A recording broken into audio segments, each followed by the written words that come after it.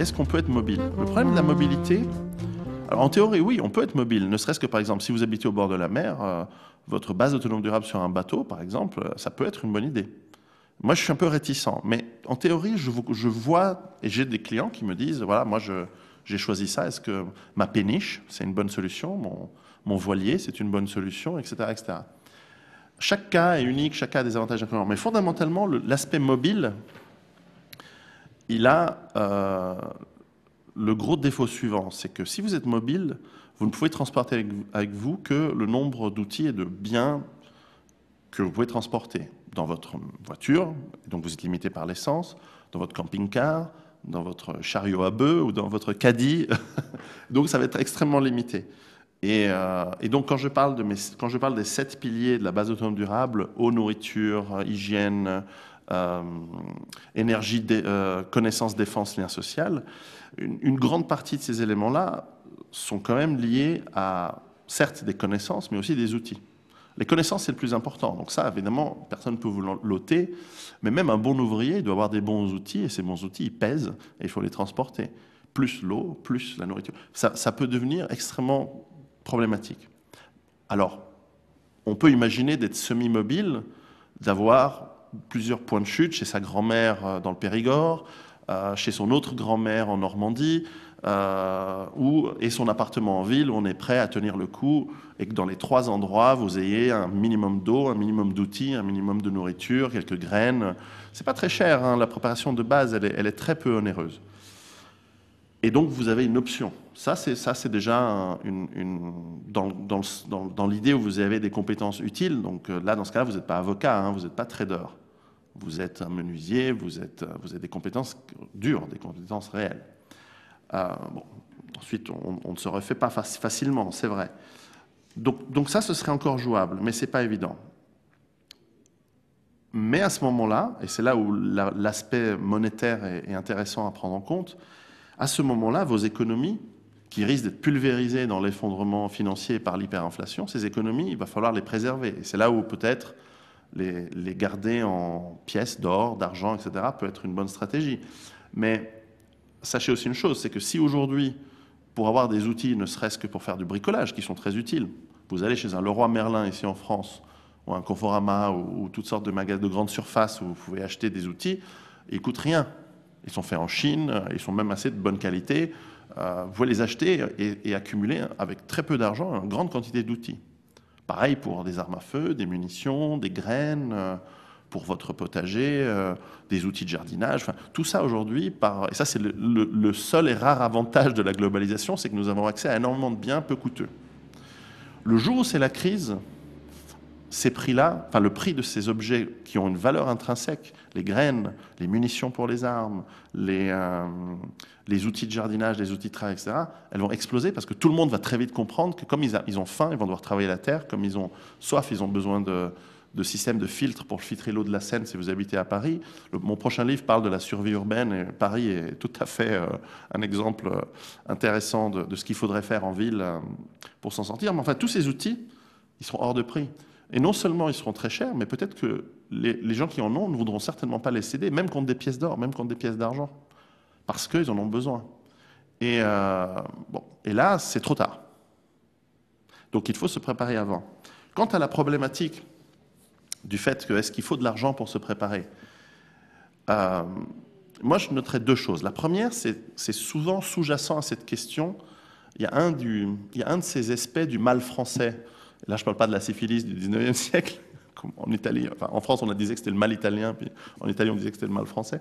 Non, mais un des mots de la culture française récente, c'est cet aspect d'assistanat global où tout le monde pense qu'il a droit à recevoir l'aide de l'État ou l'aide de quelqu'un. Et quand on dit, voilà, pour vous préparer, il faut que vous fassiez ceci, il faut que vous achetiez cela, il faut que vous soyez formé pour telle et telle compétence, et les gens disent, oui, mais ça coûte de l'argent. Mais évidemment, ça coûte de l'argent. Évidemment que ça coûte de l'argent. Si tu veux apprendre, tu veux prendre un cours d'arts martiaux, bah, ça va te coûter 10 euros de l'heure, je sais pas. Si tu veux acheter une pelle et une pioche à Leroy Merlin, on va faire de la pub pour ces gens-là, je les connais pas, eh bien, bah, il va falloir y aller, les acheter, acheter la pelle, acheter la pioche, acheter les graines. Et c'est évident que vous n'allez pas pouvoir le faire, ils vont pas vous le donner simplement parce que vous sauriez. Mais profitez maintenant que vous avez des revenus pour le faire, parce que plus tard, il y en aura encore moins des revenus.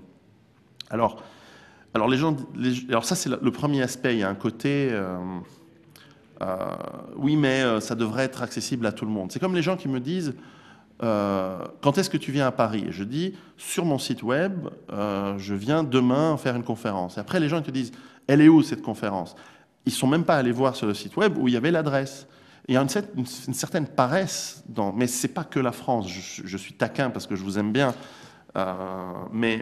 Et puis parce que je le remarque ici plus qu'ailleurs, mais c'est un peu partout. Les gens sont paresseux, sont devenus feignants, sont devenus assistés. Ils ne sont pas responsables d'eux-mêmes. Ils attendent la manne qui vient du Saint-Esprit, ou plutôt de l'État, pour tout. Et donc ils ne font plus l'effort. Et c'est une attitude qui va être extrêmement mortifère le jour où ça va aller mal, parce que vous allez devoir vous débrouiller tout seul. Il faut s'habituer tout de suite. Il faut s'habituer dès son plus jeune âge, si c'est possible. Et ça, c'est quelque chose qu'il n'y a pas dans les pays, on va dire les pays pauvres, les pays qui sont complètement à la ramasse. Les gens, c'est une question de vie ou de mort. Il n'y a pas de chômage, il n'y a pas de retraite, c'est soit ils se débrouillent, soit ils sont morts. Et je ne dis pas que c'est comme ça que ça doit être, mais réfléchissez bien à cet aspect. Donc se dire oui, mais il faut de l'argent, mais bien sûr qu'il faut de l'argent. Mais de là à dire, par exemple, c'est que pour les gens riches, c'est une erreur fondamentale. Les gens riches sont encore moins préparés que les gens qui sont dans la précarité, parce qu'ils n'ont aucune idée de ce qui est en train d'arriver. Tandis que les gens dans la précarité, ils sont un peu frustrés qu'ils ne peuvent rien faire et que forcément ils sont dans une grande difficulté à finir le mois et avoir suffisamment dans le caddie pour nourrir leur famille, etc. C'est dur, mais ils se rendent compte de la réalité du monde. Tandis que beaucoup de gens très aisés sont complètement dans le déni et complètement et ils vont tomber de haut puisqu'ils vont être leur fortune, leurs biens, leur investissement immobilier vont être pulvérisés parce qu'ils ont investi dans des endroits qui valent rien. Pour l'immense majorité, ils ont acheté des villas périurbaines. Si vous avez une villa dans les banlieues de Paris, votre villa, la valeur réelle de votre maison, c'est zéro. Je vous le dis, c'est zéro. Donc si aujourd'hui elle vaut 500 000 euros, vendez-la pour prendre ces 500 000 euros et cassez-vous ailleurs.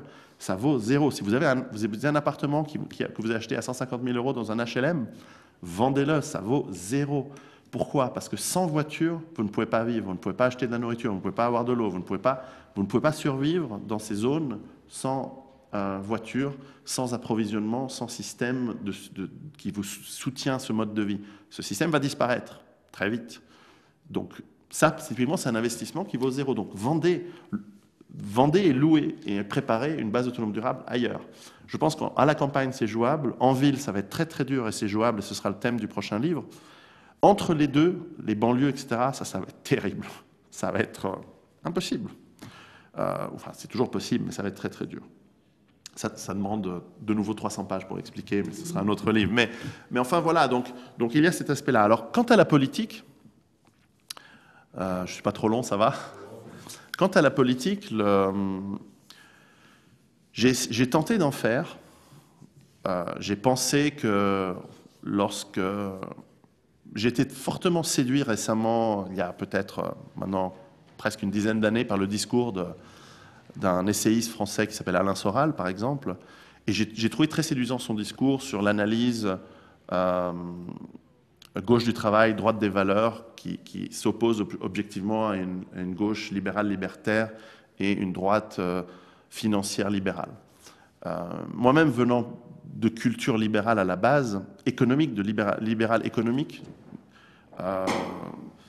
j'ai trouvé cette analyse très pertinente. Et je m'étais dit, ce serait intéressant de faire de la politique, de parler à des partis, et j'ai vu que il y avait très peu de réponses. Et j'ai compris très vite, et aussi par d'autres analyses, que l'homme politique, et il y en a beaucoup, l'homme ou la femme politique, et il y en a beaucoup qui le font avec conviction et avec courage, et certainement avec une vraie volonté de faire le bien commun. Pour beaucoup, c'est un métier, Pour beaucoup, c'est le seul métier. C'est un métier extrêmement rémunéré, où d'ailleurs il ne faut pas être extrêmement compétent. Il y a rarement des ingénieurs ou des physiciens, c'est souvent des avocats. On va croire que je déteste les avocats, mais enfin, ce n'est pas non plus des métiers où il faut bien parler, ça c'est sûr, et y compris dans la politique. Et on se retrouve avec une caste, on se retrouve que les politiciens sont là de père en fils, de mère en fille, d'amant et amante, enfin c'est assez rigolo. Et dans tous les pays c'est comme ça, même chez nous en Suisse, je ne veux pas vous faire croire que chez nous c'est mieux, on a les mêmes problèmes. Simplement, pourquoi dire autre chose que demain on rase gratis ? C'est beaucoup plus facile de faire des promesses pour se faire élire, toucher un bon salaire, avoir des avantages en nature et toutes sortes d'autres avantages non avouables dont on va taire ici pour la décence des oreilles innocentes de ceux qui nous écoutent. Mais enfin, quand on étudie de près la vie et les turpitudes de nos dirigeants politiques, pour peu qu'ils dirigent encore quoi que ce soit, et ça c'est aussi ma thèse, c'est que je crois qu'ils ne dirigent plus rien. Je pense qu'ils sont aux ordres, le mot est choisi, aux ordres de lobbies, essentiellement des lobbies industriels, des lobbies de grandes entreprises qui veulent passer des lois et qui, ces lobbies, n'ont même plus besoin d'agir au niveau national ou régional, ils agissent au niveau supranational, là où l'élément démocratique est quasiment inexistant aujourd'hui, au niveau européen, au niveau et bientôt mondial. Lorsqu'on parle de gouvernance mondiale, ça veut dire ce que ça veut dire. Ça veut dire qu'on n'a plus rien à décider et puis que ce sont des lobbies qui vont décider. Et si encore ils décidaient pour le bien de tous, ce serait encore acceptable. Mais enfin, la question donc, c'est est-ce qu'on peut faire de la politique ? Mais moi, j'encourage les gens, je pense que beaucoup de gens disent, mais ce que vous dites de faire n'est pas politique. Je pense qu'ils se trompent. D'abord, je ne dis pas qu'il ne faut pas faire de la politique en parallèle, vous faites ce que vous voulez en parallèle. Je vous dis simplement, voilà un outil, à mon avis, pertinent pour préparer votre survie, pour augmenter vos chances de survie dans la catastrophe qui est en train d'arriver. Mais de la manière que vous pouvez aimer jouer du piano et en même temps jouer au football, vous pouvez préparer votre base autonome durable et faire de la politique en parallèle. L'être humain est capable de faire beaucoup de choses dans les 24 heures de la journée. Je veux dire, pour tous ceux qui ont des enfants, vous savez à quel point vous êtes capable de jongler entre les cours, l'école, les vacances, votre travail et vos loisirs. On est capable de faire énormément de choses dans la journée. Alors c'est sûr que si vous êtes avachi devant la télévision toute la journée, vous n'aurez pas le temps. Bon, l'autre élément important à dire par rapport à la politique, c'est que je pense au contraire que préparer sa survie, c'est au fond éminemment métapolitique, dans le sens où être vivant, c'est pouvoir continuer le combat. Si vous êtes mort, il n'y a plus de moyen de faire de la politique. À moins que vous soyez en Corse ou en Algérie ou en Italie où les morts peuvent encore voter, mais enfin, et toucher des pensions. Mais sinon, c'est pas possible.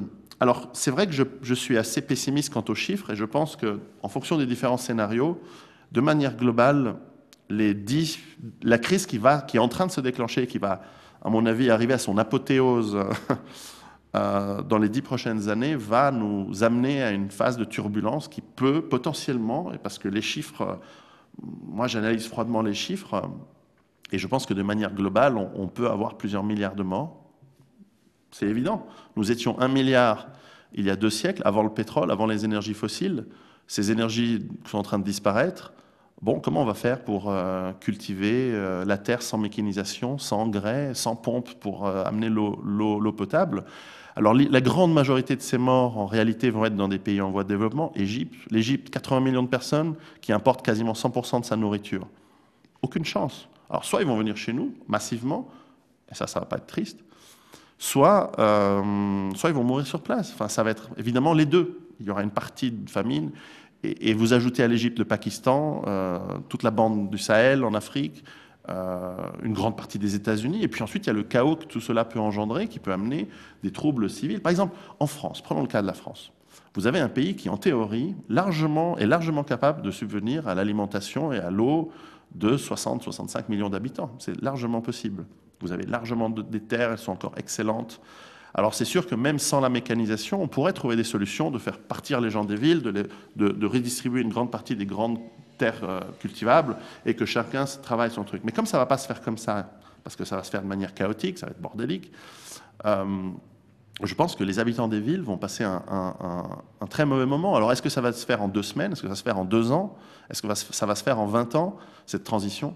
Je ne sais pas. Là, c'est impossible à dire. Aujourd'hui, il me semble que nous sommes plus dans un scénario de déclin lent, mais qui pourrait à tout moment s'accélérer par des éléments non prévisibles tels que des guerres. Une guerre en Moyen-Orient entre les États-Unis, Israël, l'Iran, etc., pourrait mettre de l'huile sur le feu et accélérer cette phase de déclin, sans aller jusqu'au scénario hyper catastrophique qui serait une attaque américaine sur la Chine ou la Russie, pardon, j'allais faire le lapsus avec l'Union soviétique. On a presque de la nostalgie pour cette période où il y avait deux camps qui gardaient le monde stable.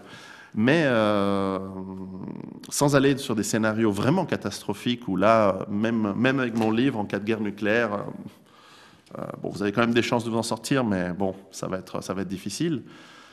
La transition risque d'être turbulente et encore une fois, je ne l'espère pas, mais je pense qu'on va avoir des millions de morts en France, par exemple. Et dans pratiquement tous les pays, nous allons avoir un gros pourcentage de la population, pas la majorité, pas plus, je ne pense pas au-delà de 50% dans les pays occidentaux, mais